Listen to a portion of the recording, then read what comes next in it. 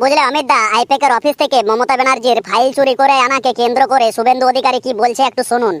আজ পশ্চিমবঙ্গের মানুষ চোখে চোখে দেখছে যে কিভাবে মাননীয় মুখ্যমন্ত্রী মমতা ব্যানার্জি নিজেই আইনের ঊর্ধ্বে উঠে ইডির অফিস থেকে সবুজ ফাইল চুরি করিয়েছেন। এটা কোনো ছোট ঘটনা নয়, এটা সরাসরি দেশের সংবিধানের উপর আঘাত করে। একজন মুখ্যমন্ত্রী যিনি সংবিধান রক্ষার শপথ নিয়েছেন, আজ তিনি নিজেই সেই সংবিধান রক্ষার শপথ ভাঙছেন, তদন্তকারী সংস্থার নথি গায়েব করে দিচ্ছেন। এটা গণতন্ত্রের জন্য সবচেয়ে বড় লজ্জা। এই সবুজ ফাইলের ভেতরে রয়েছে কোটি টাকার দুর্নীতির হিসাব, কয়লা পাচার, শিক্ষক নিয়োগের কেলেঙ্কারি, খাদ্য দপ্তরের লুটের প্রমাণ। আর সেই প্রমাণ মুছে ফেলতেই মমতা ব্যানার্জি প্রশাসনিক ক্ষমতার অপব্যবহার করে এই অপরাধ করিয়েছেন।